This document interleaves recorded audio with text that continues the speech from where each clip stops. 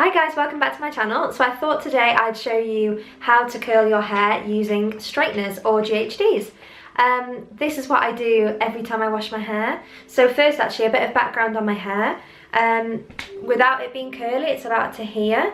It grows quite quickly, so I get it cut, well, every couple of months maybe. But the longest it's been has been down to my bum. The shortest it's been has probably been maybe to my collarbone there. But yeah, so this is my natural hair colour as well. In terms of texture, it dries quite naturally straight, but it's very boofy. It's quite Hermione Granger Mahusif. And in terms of hair type, it's quite normal, so it's not very dry and it's not very oily. I'm somewhere in the middle. So I wash my hair once a week, and I'm not really picky when it comes to products. I've been using this Garnier shampoo at the moment and this Tresemme conditioner, but to be honest, I don't really have any preferences. One thing I do though, is I always condition my hair first and shampoo second. And I do this because I find that when I condition first, my hair kind of soaks up as much moisture as it needs, and then when I shampoo it to cleanse my hair, it doesn't feel weighed down with conditioner after. I think a lot of people over condition their hair, and that's actually something that makes your hair a lot greasier. And I do the classic once to move, twice to remove with hair washing. So yeah, if you find your hair gets greasy quite quickly, try shampooing twice if you don't already. I actually air dry my hair, so I wash it, and after all that's done, I let it dry in one of those microfiber towels for a while, and then I either put in a bit of heat protective spray or a bit of the L'Oreal Elvive Extraordinary Oil. I alternate depending on kind of what I feel like, really.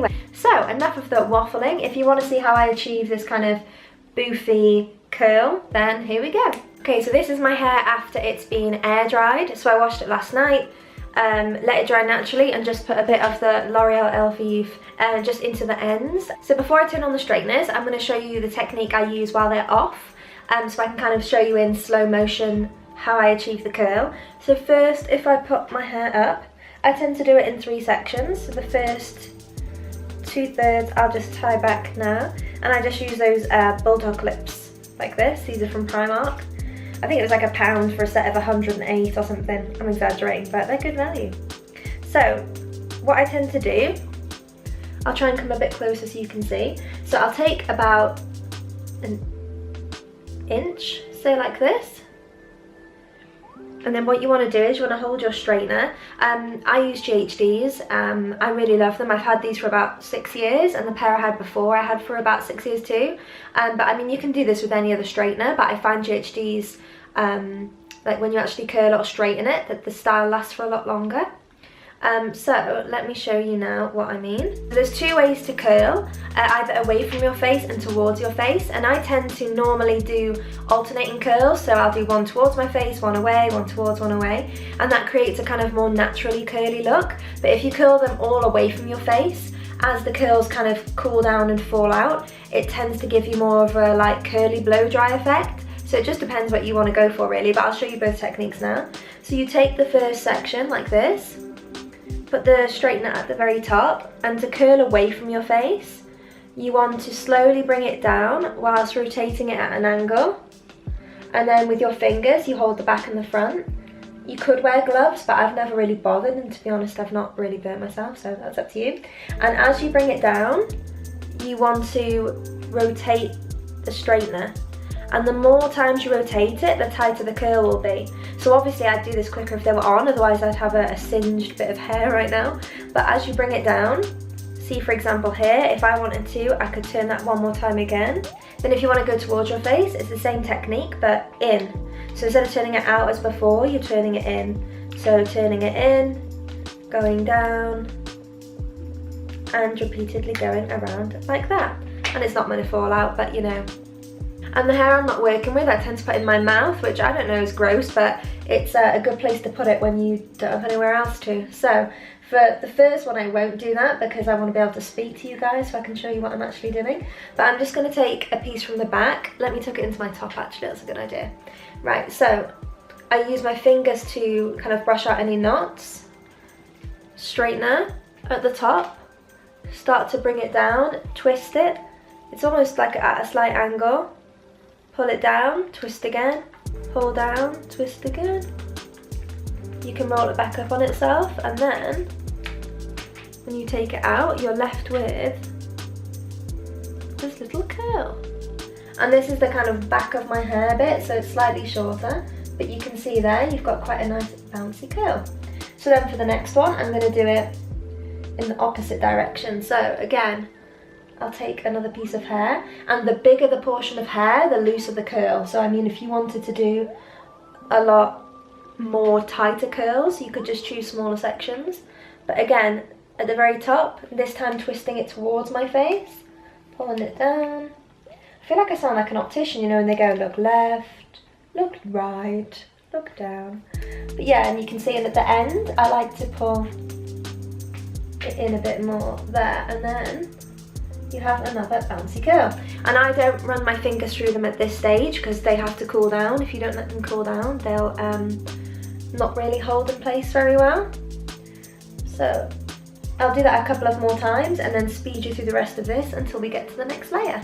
And some people like to not include the last very tip of their hair. They won't curl the very last bit, and that just gives more of a beachy wave, whereas I prefer it to look pretty curly for the first day.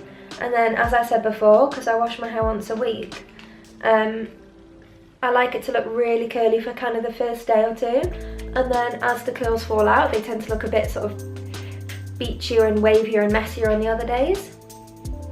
So the last couple of curls on this side. This one is away, so again, tilt and down.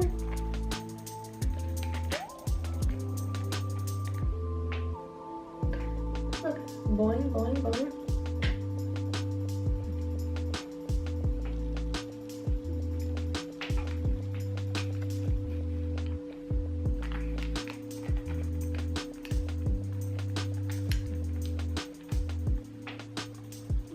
There we go. So that's this side done, and now for the next.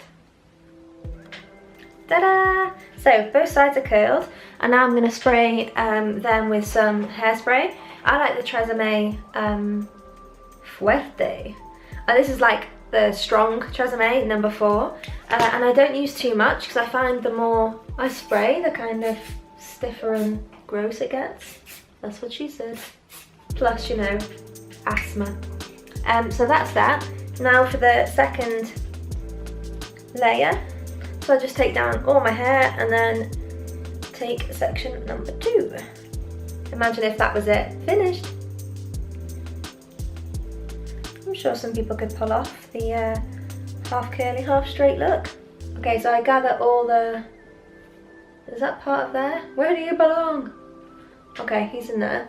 Okay, so I've got the second half of the second layer. And I'll start from the back again and work my way forward.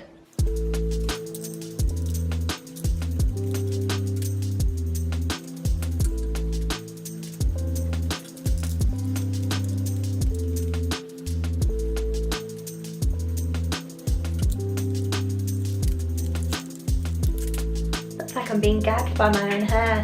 That sounds like a Goosebumps episode, doesn't it? Flashback.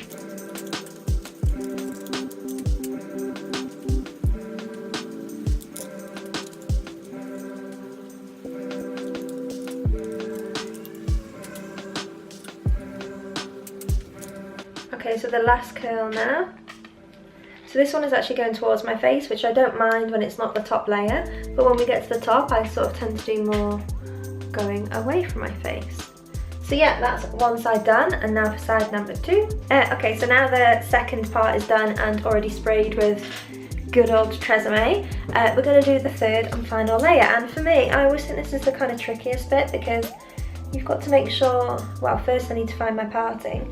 And then after that, I feel like you've got to make sure you have enough body at the back, because if you curl everything one side and the other, you end up having quite a kind of long parting, if that makes any sense. So let me find my parting first. Okay, so yeah, that looks about right. So my parting. Right, so now you want to take the last section and again bring it round to the front, and this bit here is what I mean, like you've got to make sure this curls well, because if not, if it's like one big curd, you're going to have a kind of strange look going on. So what I tend to do with this side is not use my mouth. Woohoo! I actually clip it back just to make sure I get every single piece. So let's do that. And this normally, when I'm not filming, might take like 10 to 15 minutes to do the whole thing, but I only do it once a week, so it's not exactly, you know, too much hard work. And plus, because I let it air dry, it's not like I'm putting so much heat on it. I'm not too kind of worried about heat damage or anything like that. So that's a good tip really, if you can let your hair air dry, and then when you style it, you're not kind of, you know, double heating it. Aggressive.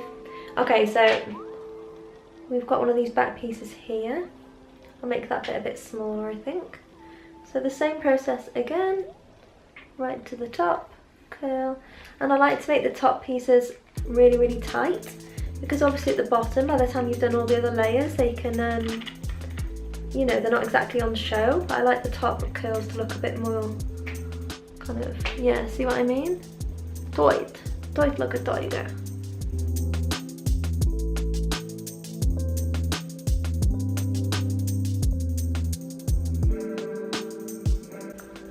And then the front bit I always do away from my face, so in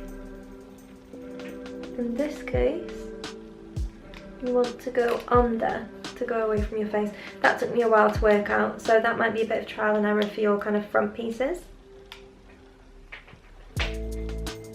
But yeah, there we go.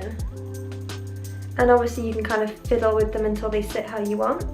And now I'm going to do the other side, and then I'll show you how I do my fringe. Okay, so we're coming towards the front section now, so I'll continue with these last few curls.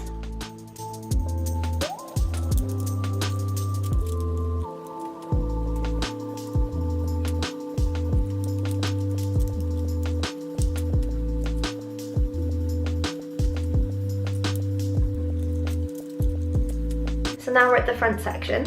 What I tend to do is, because my front part, it's not really a fringe, it's just kind of a shorter layer.